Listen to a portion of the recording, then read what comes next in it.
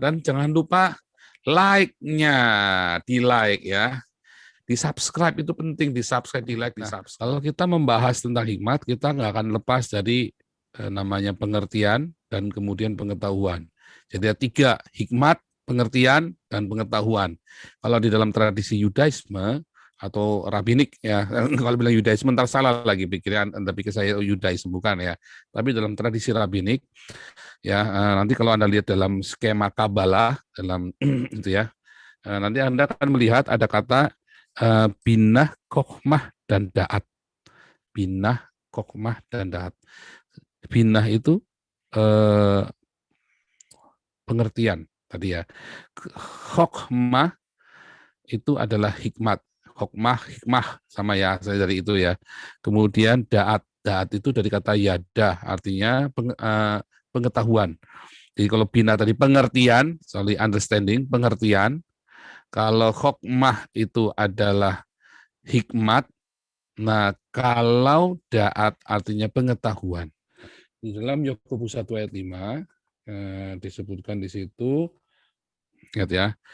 Tetapi apabila di antara kamu ada yang kekurangan hikmat, hendaklah ia memintakannya kepada Allah yang memberikan kepada semua orang dengan murah hati dan dengan tidak membangkit-bangkit, maka hal itu akan diberikan kepadanya.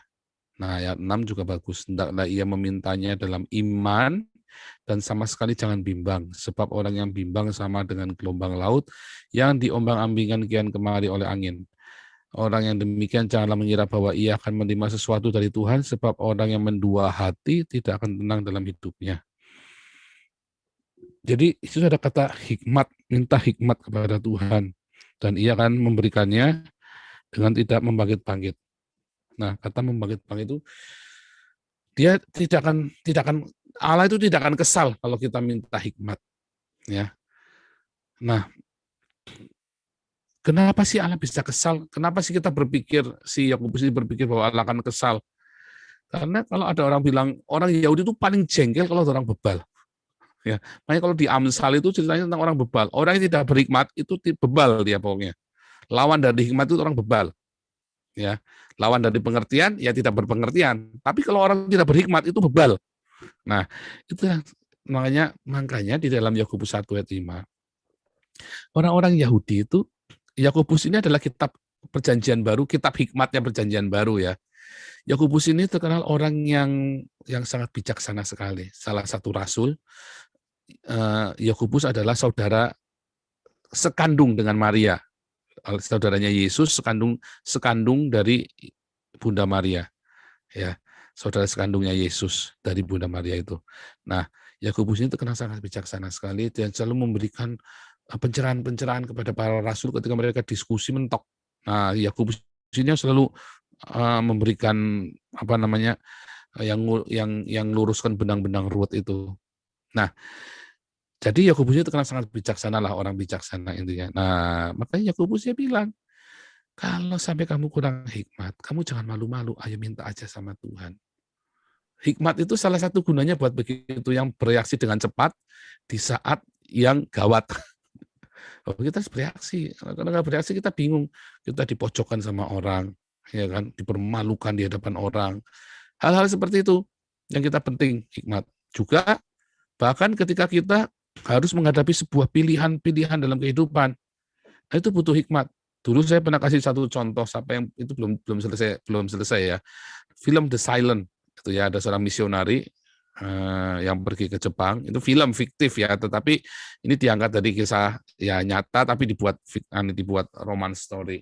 The Silent ini seorang misionari, dia pergi ke Jepang. Terus dia sudah nginjili banyak orang, tiba-tiba ada satu shogun atau apalah pokoknya dipaksa,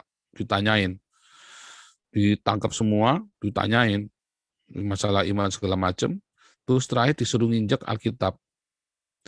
Nah, pertanyaannya kan, diinjek apa enggak? Wah, akhirnya banyak kan nggak mau nginjek karena nunggu si misionari ini kan. Akhirnya dibunuhin satu-satu. Akhirnya stop si misionari bilang, "Oke, aku injek." Wah, terus dia kehilangan imannya. Disebutkan dia kehilangan imannya hanya gara-gara nginjek Alkitab itu. Nah, menurut saya ini cerita agak konyol juga gitu loh. Karena ketika Anda menginjak Alkitab, itu tidak berarti Anda kehilangan iman Anda. Dari mana, Pak? Ya, karena itu hikmat. Itulah sebabnya kata hikmat itu selalu identik dengan cerdik.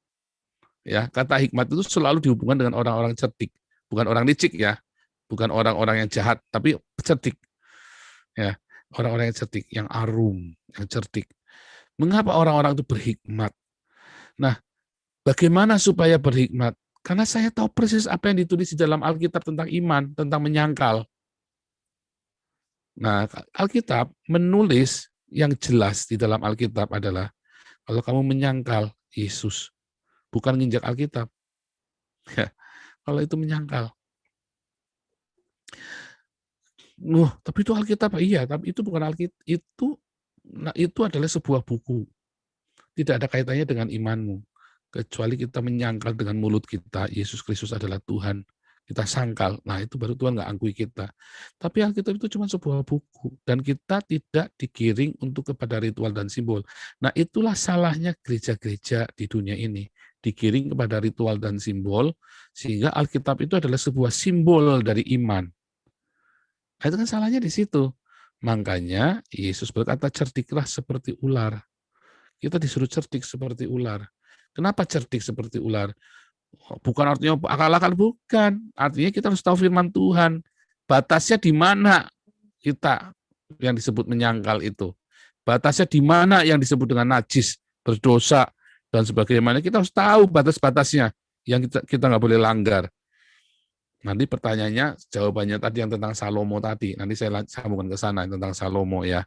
Kenapa Salomo yang sudah punya hikmat begitu saja, akhirnya main perempuan dan membuat orang Israel murtad. Jadi kita harus tahu batasnya di mana. Itu yang paling penting. Dan kita tahu persis, makanya disuruh cerdik, karena kita masuk ke dunia yang jahat. Masuk ke domba tengah serigala. Kalau kita nggak tahu firman Tuhan, kita dibully habis-habisan, di framing sama orang. Katanya Kristen, kok ngomongnya begitu? Katanya Kristen. Nah, terus saya tanya, di mana? Dulu siapa yang framing saya ya? Oh, kamu nggak boleh tuh ngomong begitu. Loh, ayatnya di mana bilang nggak boleh? Terus saya tanya begitu kan, dia nggak bisa jawab. Ya, tapi kan nggak boleh. Namanya pendeta nggak boleh begitu. Kan siapa bilang nggak boleh? Saya bilang begitu kan. Orang ini bingung. Siapa bilang nggak boleh? Pertanyaan saya. Yang saya lakukan, saya tahu persis sesuai dengan firman Tuhan. Nah itu banyak pendeta-pendeta tidak tahu itu. Banyak pendeta-pendeta justru ngajari jemaat itu jadi munafik. Karena dia tidak tahu yang ditulis di dalam Alkitab itu seperti apa. Dia cuma taunya, ya, dia tidak tahu yang di Alkitab. Dia cuma taunya secara normatif. Bukan yang ditulis di Alkitab, tetapi adalah nilai-nilai di masyarakat. Nilai-nilai di masyarakat adalah hasil bentukan dari siapa? Dari norma mayoritas. Kalau saya di Eropa, yang saya omongkan ini sah-sah saja dan mereka akan dianggap saya, you are the brave man. Wah, mereka suka. Saya itu disukai di Eropa. Mereka kenapa? The brave man. You have a brave heart. Wah, saya itu kalau sampai saya dibunuh di sini, saya jadi pahlawan kemanusiaan. Ya, kalau sampai keluarga saya diapa-apain, anak satu saya dibunuh atau keluarga saya dicelakain, kami akan justru akan jadi pahlawan. Karena buat kultur di sini, saya ini orang yang luar biasa sekali. Buat kultur Indonesia, saya ini orang brengsek. Bahkan saat pendetanya pun ngomong saya brengsek. Nah, kenapa? Karena kita dinilai dari norma-normanya. Nah, sedangkan saya saya nggak urusan dengan pendapat orang Eropa dengan pendapat Indonesia. Saya urusannya dengan apa kata firman Tuhan. Jadi saya nggak urusan, walaupun di Eropa saya dipuji-puji, di Indonesia saya dicaci maki, saya nggak urusan. Nah, itulah kita harus cerdik seperti ular. Kita tahu firman Tuhan, saya tahu batasnya di mana. Makanya ketika kemarin ada anak muda, saya lupa yang banyak ngomong, harusnya pendeta nggak boleh gitu. Siapa bilang nggak boleh? Ayatnya tunjukkan ke saya, bilang nggak boleh. Jadi bisa tunjukkan satu pun ayatnya. Karena yang saya lakukan semuanya sesuai dengan firman Tuhan. Konstitusi saya. Itulah wilayah di mana saya boleh bermain di situ. Itulah yang namanya hikmat. Masalahnya ketika kita tahu banyak firman Tuhan, namun firman Tuhan itu nggak pernah jadi rema, nggak pop up gitu ya, nggak keluar. Kita baca banyak, tapi kita nggak ingat itu ada di mana dan harus bagaimana. Dan Roh Kudus itu yang akan mengajarkan kepada kita, mengingatkan kita, menasihati kita. Roh hikmat, ya, roh hikmat, roh hikmat itu. Makanya kita minta, Yesus kan disebut roh hikmat, ya kan? Roh Kudus itu kan disebut roh hikmat, ya.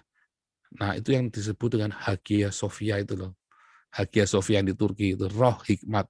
Hagia Sophia, hikmat yang kudus, ya. Hagia Sophia, hikmat yang kudus, roh hikmat. Nah, roh hikmat ini kita perlu sekali buat kita menghadapi, meresponi semua yang terjadi. Respon yang jelek ketika kita menghadapi serangan-serangan, tuduhan-tuduhan, sehingga kita tahu bagaimana cara kita ngomongnya, bagaimana kita bertindak, bagaimana kita memutuskan, seperti Salomo dihadapkan ke kedua pilihan.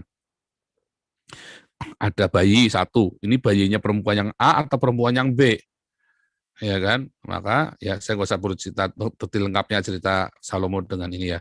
Intinya Salomo diberi hikmat tiba-tiba untuk tahu bagaimana dia harus bereaksi dengan masalah itu. Roh hikmat ini membuat kita bisa mengerti ya bagaimana kita bertindak di tengah masyarakat yang plural. Roh hikmat ini juga akan mengajar kita bagaimana kita meresponi bencana, meresponi cemoohan, meresponi kesialan yang karena dosa kita sendiri, atau kita meresponi hal-hal yang buruk terjadi. Tetapi roh hikmat ini juga kita perlukan ketika kita menghadapi berkat yang melimpah. Karena banyak orang diberkati, tapi kemudian dia tinggalkan hikmat sehingga dia tidak tahu bagaimana meresponi berkat itu. Akhirnya apa? Berkat itu bukannya membawa dia kepada kenikmatan surga, tetapi membawa dia ke neraka. Banyak orang diberkati itu malah malah jadi neraka loh berkatnya itu. Ya orang yang menang lotre contohnya. Nggak jadi benar. Ya kan, saya sering lihat orang-orang yang menang lotre itu malah akhirnya hidupnya lebih hancur daripada sebelumnya. Itu contoh ya, itu contoh. Juga orang-orang yang baru ini jadi orang kaya, OKB, akhirnya nggak membuat dia menjadi berkat, tapi membuat dia jadi arogan, jadi pongah, karena dia tidak berhikmat.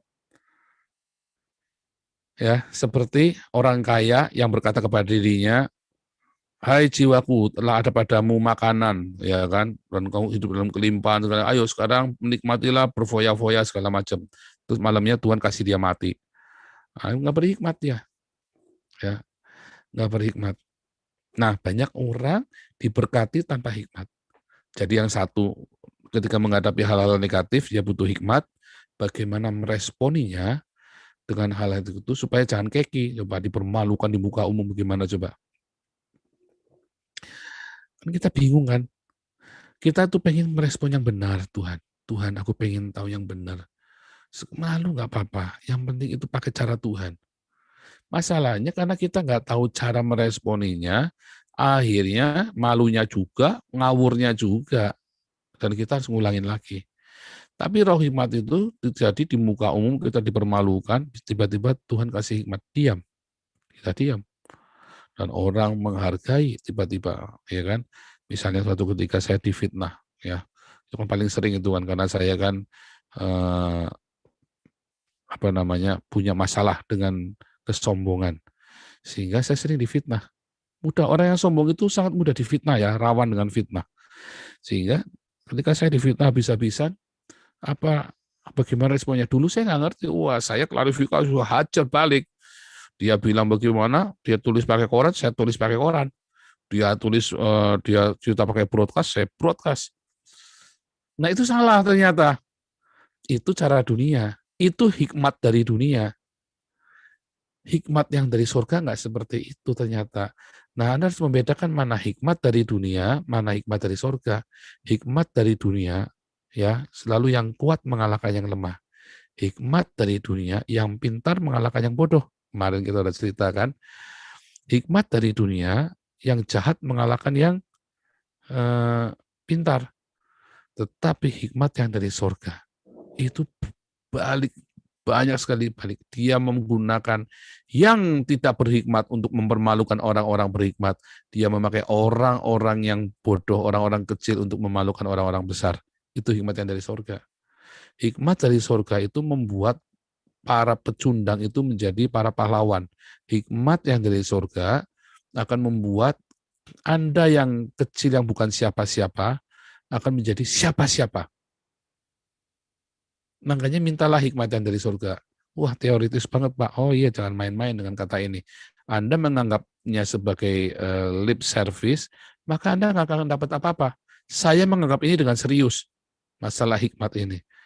Karena ini penting sekali ya, Anda ngeresponin, Anda lagi nggak punya uang. Bagaimana coba ngeresponin nggak punya uang? Saya dulu nggak ngerti. Paling gampang apa kalau nggak punya uang? Telepon kakak saya, paling gampang. Tetapi hari itu Tuhan bilang, stop pakai cara lama.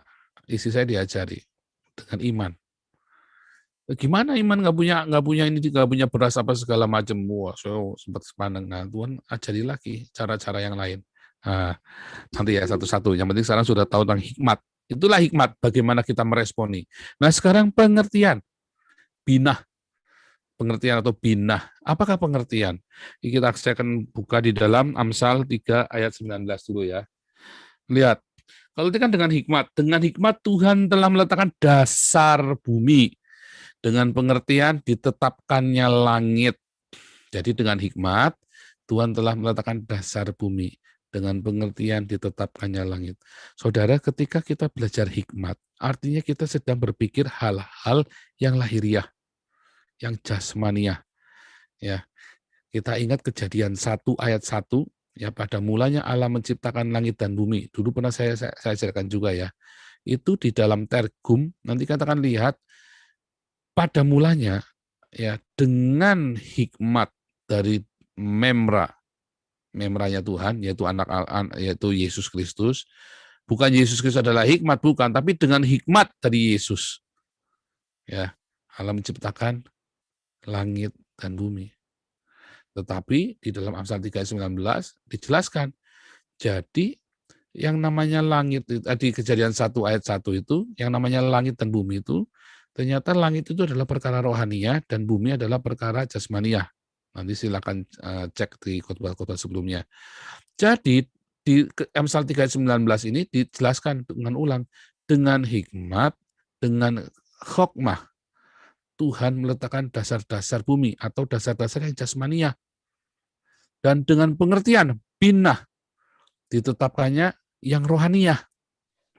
Dengan hikmat, ya, hokmah, ditetapkannya dasar bumi yang jasmaniah. Dengan pengertian binah, ditetapkannya langit yang rohaniah. Jadi hikmat itu adalah untuk mengerjakan perkara-perkara jasmaniah. Ya, kalau kata binah, hikmat dan pengertian itu untuk mengerjakan perkara-perkara rohaniah. Karena yang rohania itu Anda nggak bisa pegang, nggak bisa lihat dengan mata, nggak bisa dengar dengan kuping, nggak bisa dirasakan dengan kulit Anda. Tidak bisa dirasakan dengan panca indera Anda.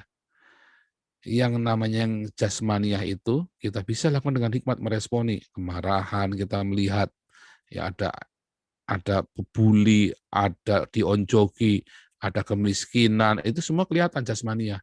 Tetapi perkara-perkara mengapa terjadi hal seperti itu, runutan-runutan itu adalah perkara rohaniah.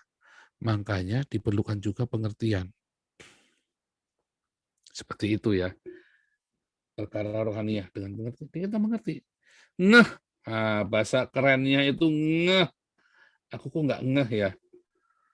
Tapi itu kan ngeh itu jadi bahasa pasan. Tapi coba Anda ya, berapa banyak pertanyaan Anda punya berapa ribu pertanyaan. Mengapa begini Tuhan? Mengapa begitu Tuhan? Di dalam kehidupan Anda. Itu adalah perkara-perkara rohaniah. Saya ada banyak sekali pertanyaan yang akhirnya dijawab hanya sekali berjumpa dengan Yesus. Ketemu dengan Tuhan Yesus, saya langsung ngeh. Aduh, ternyata begini. Ini yang ditulis di dalam Ayub 42. Hanya dari kata orang lah aku dengar tentang engkau. Sekarang mata aku melihat, jadi ngeh. Ya, semua persoalan Tuhan, mengapa begini, mengapa begitu, perdebatan Ayub dengan teman-temannya, mengapa Ayub sampai miskin, sampai hancur-hancuran begitu. Cuma hanya perjumpaan dengan Tuhan itu membuat dia mempunyai binah, pengertian. Jadi ngeh, mengapa anaknya mati semua, mengapa istriku meninggalkan aku, mengapa. Itu tiba-tiba kita ngeh. Hanya karena apa? Sebuah perjumpaan dengan Tuhan pribadi. Nah, tetapi di dalam kehidupan sehari-harinya, hikmah itulah yang mengajarkan kita untuk bertindak, merespon, yang melakukan firman Tuhan dengan benar dalam hidupan kita sehari-hari. Makanya kadang-kadang kita lelah karena kita nggak paham. Kita melakukan yang kita nggak paham. Kita melakukan hikmat setiap hari, tetapi kita nggak punya pengertian. Sehingga kita melakukannya ritual-ritual saja, normatif. Itu tadi normatif. Nah, banyak pendeta-pendeta akhirnya bekerja dan hidup serta mengajarkan normatif yang diakui oleh kultur masyarakat mayoritas, padahal belum tentu benar. Itu mentalitas budak, penakut. Oh, kita ini minoritas, harus berhikmat. Mentalitas harus berhikmat, minoritas. Nah, itu enggak begitu. Ya. Karena hikmat yang dari Tuhan itu tidak mengenal ketakutan. Nah, kadang-kadang dia bilang begitu antara takut dengan bodoh. Omongan-omongan seperti itu antara takut dengan bodoh, bukan hikmat. Hikmat itu kayak saya, ya. Saya keluar dulu, saya hitung, saya tanya-tanya, ada Pak Jenderal di situ, kita punya informasi, kita punya segala macam, dan firman Tuhan mengatakan gebuk, gebuk.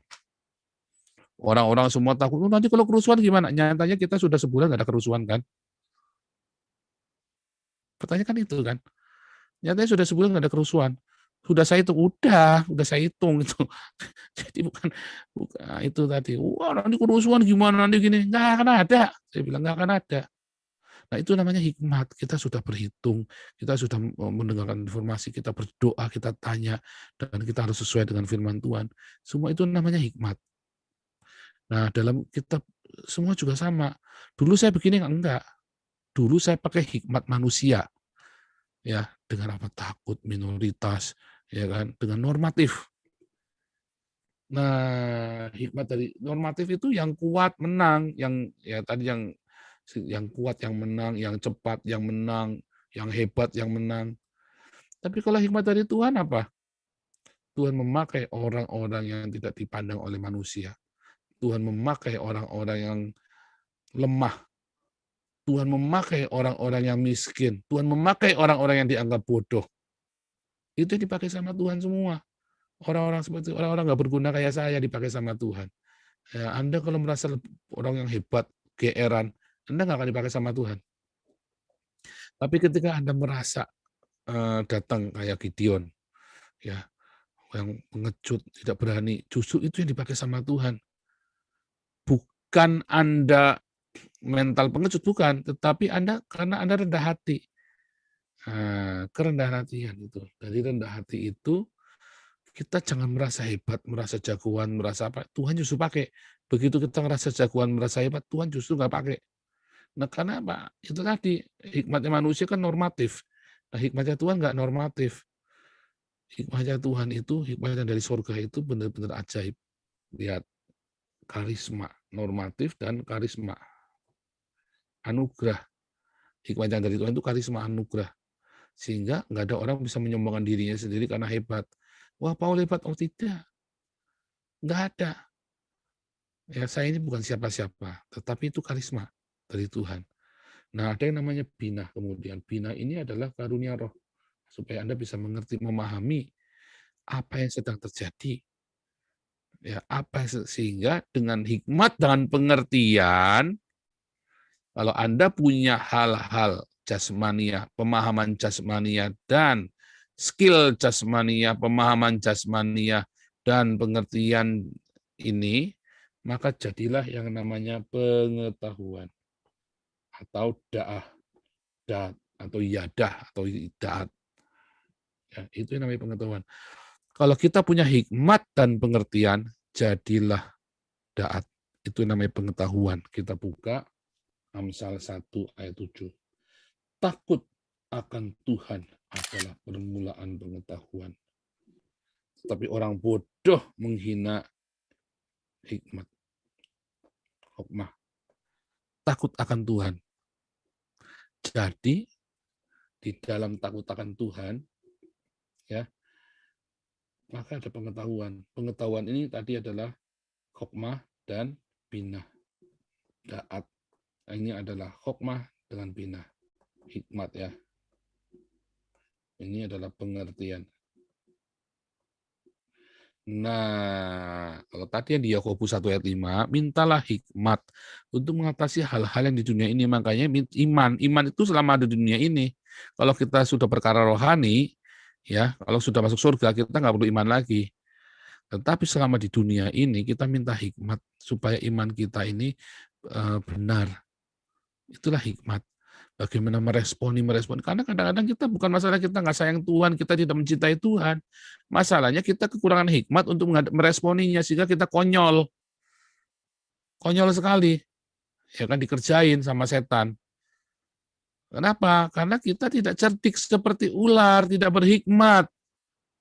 Ya, kita tidak berhikmat, tidak cerdik seperti ular. Kita tulus, tapi kurang cerdik. Kenapa tidak cerdik? Karena tidak baca firman Tuhan. Tidak baca firman. Kita pakainya normatif. Kita lebih percaya kepada yang normatif. Ya, pendeta-pendeta banyak melakukan pengajaran bukan yang dari firman Tuhan, tapi yang dari normatif. Banyak mengajar kepada jemaatnya yang normatif, bukan yang sesuai dengan firman Tuhan. Oh, yang namanya pendeta itu ngomongnya tidak boleh keras-keras. Yang namanya pendeta itu harus lemah lembut, ngomongnya pelan-pelan, kayak Janoko. Mesum juga kayak Janoko kan. Bicaranya lemah lembutnya kayak Janoko, mesumnya juga kayak Janoko. Hati-hati. Firman Tuhan itu jelas. Lakukanlah firman Tuhan. Nah, itulah hikmat. Nah, binah tadi pengertian. Balik lagi. Lihat ya, kalau pengertian. Pengertian itu akan membuat kita memahami.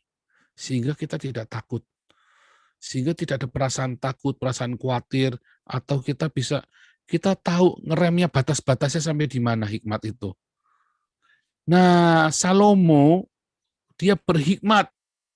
Dia mengajarkan tentang hikmat dan pengertian. Ini kan Salomo, ajarannya Salomo semua. Tetapi mengapa dia bisa membawa orang Israel malah murtad? Salomo punya hikmat. Salomo punya pengertian. Artinya dia punya da'at, dia punya pengetahuan. Ya kan? Karena dia tahu, dia cerdik seperti ular. Karena untuk punya hikmat, dia harus baca firman. Cara untuk menoleh hikmat, ya dengan firman Tuhan. Nah, firman Tuhan itu yang dipahami oleh Salomo. Akhirnya bukan untuk mencari kebenaran, tapi masalahnya untuk mencari pembenaran dari setiap tindakannya dia. Benar nggak dia lakukan? Benar. Dia punya hak untuk melakukan semua yang dia lakukan itu sebagai seorang raja. Istri 1000, apa segala macam. Dia punya hikmat. Dia tahu cara settingannya, semuanya dia tahu. Cuman dia mencari pembenaran karena dia tidak tulus. Dia mencari pembenaran. Banyak orang setelah mengerti hikmat dan pengertian, setelah dia punya pengetahuan, dia ini tidak mengenakan ketulusan hati. Makanya ketika Adam dan Hawa di Taman Eden, yang ditaruh di situ adalah apa? Buah pengetahuan. Da'at.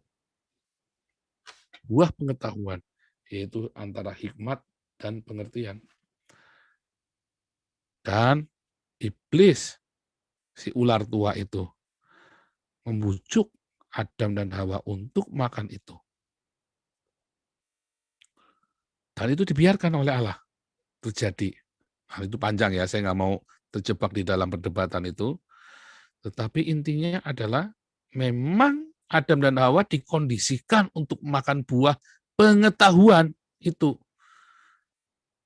Buah pengetahuan. Supaya dia punya hikmat dan pengertian. Masalahnya setelah itu, setelah dia cerdik seperti ular, Yesus bilang apa? Hendaklah kamu cerdik seperti ular. Bagaimana kita bisa cerdik kalau kita tidak punya pengetahuan tadi kan? Kan pengetahuan adalah hikmat dan pengertian. Ya, inilah pemahaman yang dipahami oleh orang Yahudi juga begitu. Hokmah dan bina jadilah daat, ya, membentuk konstruksi pengetahuan. Nah, bagaimana orang bisa tahu kalau dia tidak makan buah pengetahuan itu? Harus dimakan supaya dia punya hikmat dan pengertian itu. Memang harus dimakan oleh Adam dan Hawa. Dan dimakanlah. Masalahnya setelah dia punya pengetahuan itu, dia menjadi cerdik, dia menjadi tahu, dia tidak melakukan untuk sebuah kebenaran, tetapi kebanyakan melakukan pembenaran. Akibatnya apa? Oh, alam semesta ini sangat adil sekali. Kita boleh mengatasi semua dengan segala macam kebenaran, dengan pembenaran-pembenaran kita. Berkelit dengan semua pembenaran. Tetapi, ya alam semesta ini adil. Ya, semua tindakan-tindakan yang dilakukan oleh Salomo, dia sendiri selama zamannya dia Israel boleh aman, dan memang terjadi masa kemasan the golden age of Israel itu di zamannya Salomo, bukan di zaman Daud ya, zamannya Salomo. Tetapi justru di ujung golden age itu hancur. Kenapa? Karena dia hidup di dalam pembenaran, dan itu keputusannya sama kita, bukan sama Tuhan.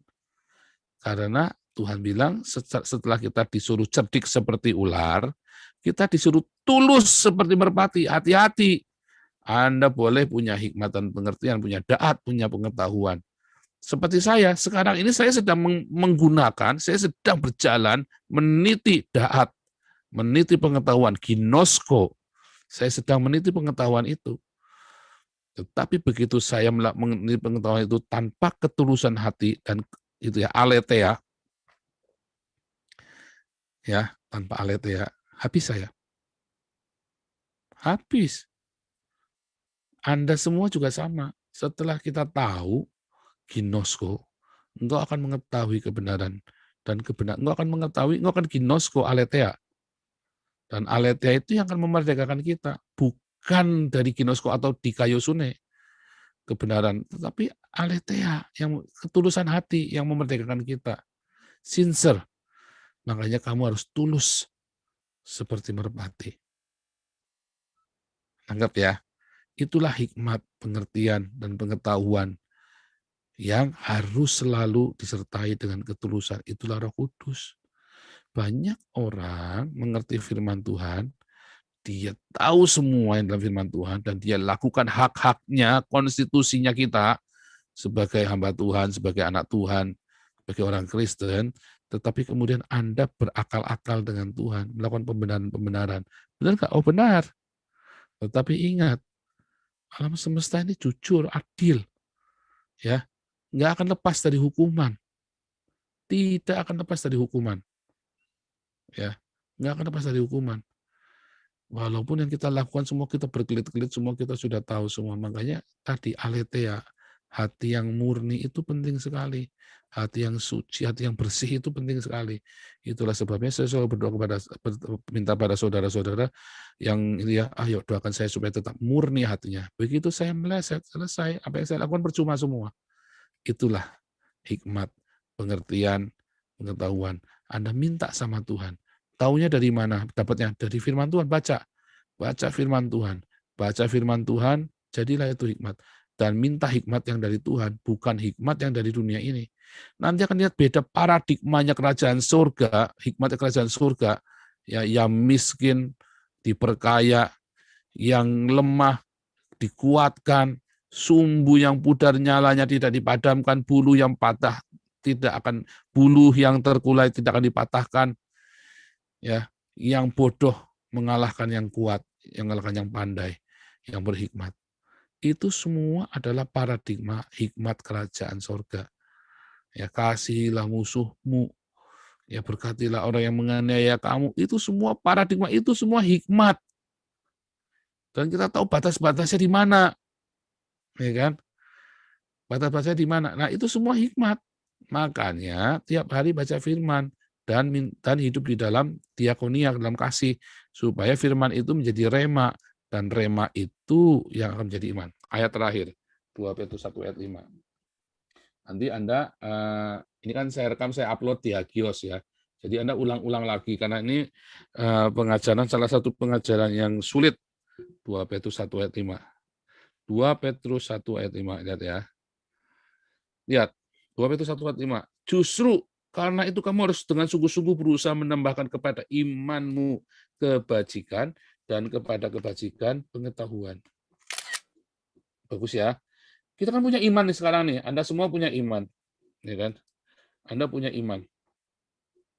Iman itu tambahkan kebajikan, excellence, kesempurnaan atau kebaikan. Bukan cuma iman saja, Anda butuh excellence, iman itu disempurnakan. Ya, tapi Anda perlu pengetahuan, daat, yaitu hikmah dan tadi hikmah dan binah, hikmat dan pengertian. Ini yang untuk perkara jasmania, ini perkara rohania, supaya imanmu terpelihara. Dan setelah kita punya pengetahuan tadi, ini penguasaan diri. Dan setelah punya penguasaan diri, harus tekun. Setelah tekun, jangan menguasai diri cuma hari ini saja, besok pun sama, lusa pun sama, minggu depan sama. Dan kepada kesalehan, kasih akan saudara-saudara. Dan kemudian kasih kepada semua orang. Gitu ya. Jadi itu nggak selesai. Nah, Salomo di dalam kemegahannya, dia bilang, Tuhan Yesus bilang, tidak mengenakan keindahan seindah bunga bakung di ladang itu. Artinya apa?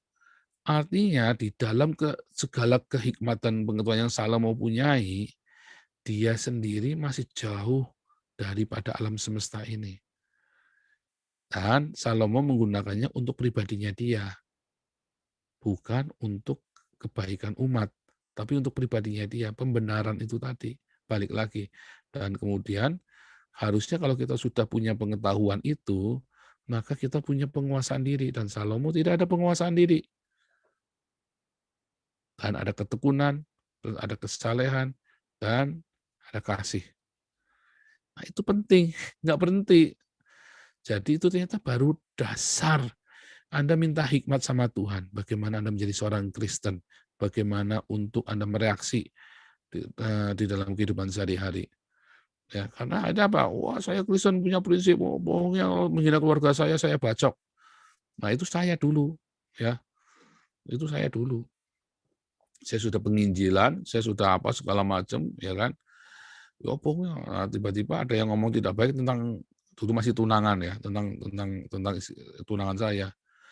Saya ambil batu yang buat latihan kungfu itu ya, batu yang kotak itu. Saya ambil, saya sambetkan ke dia, untung nggak kena. Coba kalau kena waktu itu kan goblok saya kan. Karena saya tidak punya hikmat bagaimana cara bereaksi saat itu. Saya masih naif, masih bodoh. Ya, anak muda yang kurang berpengalaman. Kurang pengalaman. Makanya minta hikmat. Karena kita kurang pengalaman. Nah, banyak dari kita, Anda Kristen-Kristen, akhirnya iman Anda gugur di tengah jalan, karena Anda kurang hikmat. Minta, karena kita masih hidup di dunia ini, kita menghadapi perkara-perkara duniawi. Minta hikmat supaya kita tetap berkenan sama Tuhan, tapi kita jangan konyol. Nah, minggu kemarin kita belajar metanoia, ya kan? Nah, itulah metanoia, hikmat itu dan pengertian menjadi sebuah pengetahuan. Nah, inilah nanti yang namanya metanoia, yang kita gunakan untuk metanoia kemarin itu kita belajar menggantikan mental budak kita, settingan yang paradigma budak menjadi paradigma anak-anak kerajaan Allah, paradigma pecundang menjadi paradigma pemenang, paradigma orang-orang yang bodoh bebal menjadi paradigma orang-orang yang berhikmat. Tetapi selalu ada apa? Penguasaan diri. Enggak selesai di situ. Haleluya. Saya tahu ini pemahaman yang sulit, tetapi intinya adalah satu, mintalah hikmat. Karena Anda masih di dunia ini. Untuk hidup sebagai seorang Kristen.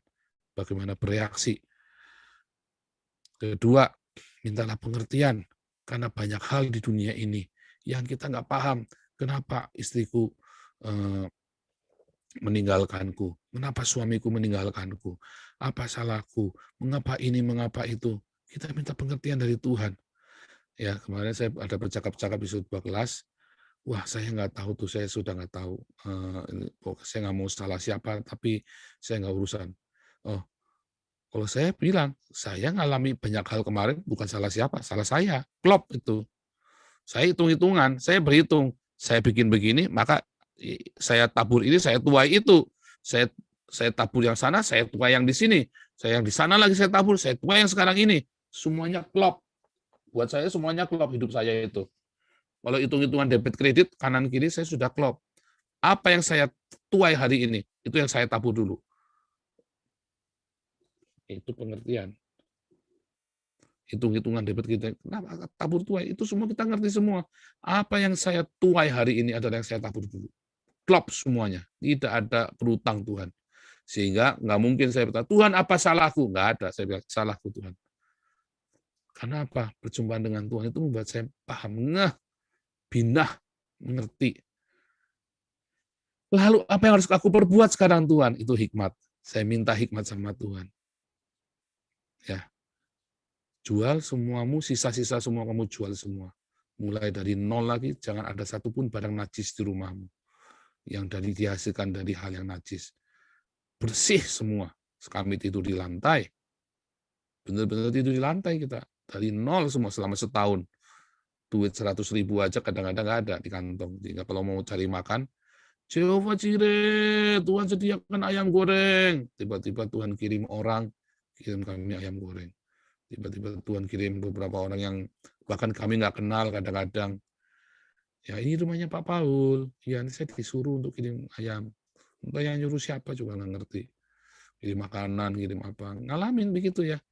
Disuruh itu hikmat dari Tuhan yang aneh-aneh begitu ya. Hati-hati saudara, jadi jangan meremehkan. Nah itulah hikmat. Itulah hikmat dari mana? Ya, dari pembacaan firman Tuhan. Setiap hari Anda mendapat rema, bagaimana Anda melakukannya dari apa? Dari setiap pengalaman pribadi. Pengalaman pribadi bersama dengan Tuhan. Ya. Pengalaman pribadi itu membuat kita ngeh sehingga kita bisa bertindak dengan hikmat. Luar biasa ya. Kiranya firman Tuhan ini yang saya ajarkan berasal dari Tuhan.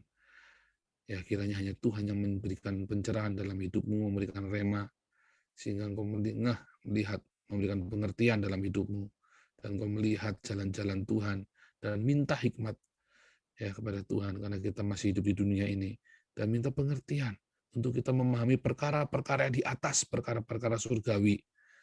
Ya, hikmat adalah untuk perkara-perkara jasmania, dan pengertian untuk perkara-perkara surgawi, perkara-perkara rohania, sehingga hidupmu selalu berkenan, dan tambahkanlah penguasaan diri, kesalehan, dan kasih. Sehingga apa yang kau tahu hari ini akan berbuah, akan berguna untuk hidupmu dan kerajaan Allah. Amin. Haleluya. Nah, kalau hikmat tadi yang Pak bilang tadi itu, hikmat itu bekerjanya begini, Pak. Hikmat itu bekerjanya satu dengan pengalaman, itu sudah pasti. Makanya disebutkan di Amsal itu, hendaklah orang yang tidak berpengalaman, hikmat itu berseru-seru di pinggir-pinggir jalan, hendaklah orang yang tidak berpengalaman. Nah, jadi memang satu, jadi memang satu karena memang belum ada pengalaman. Tetapi hikmat itu juga bekerja, satu kan tadi berdasarkan pengalaman-pengalaman tadi. Tetapi hikmat itu juga bekerja sekonyong-konyong, Mbak. Nah, dari mana? Ya dari kita sering membaca firman Tuhan, dari kita sering bergumul dengan firman Tuhan dan realita. Dan firman Tuhan itu kan mengajarkan kepada kita. Roh Kudus itu mengajarkan, memberikan rema dalam hidup kita, sehingga logos-logos yang kita baca, kita ngerti, oh ini maksudnya ini. Terus kita langsung cerita. Nah, paling penting itu memang, kalau itu jangan menghadapi keluarga itu, Pak. Kalau menghadapi orang lain itu kita bisa masa bodoh ya, Pak. Bodoh amat, nggak kenal. Tapi kalau kita adik sendiri itu memang paling repot, Pak. Makanya kita butuh hikmat. Nah, itu hikmat itu juga kita buah dari hikmat. Ada hikmat dari dunia tadi dan ada hikmat dari Tuhan. Hikmat dari dunia itu menang-menangan, Pak. Betul. Hikmat dari dunia itu menang-menangan. Kalau hikmat dari Tuhan itu kan membawa sejahtera bagi semua orang.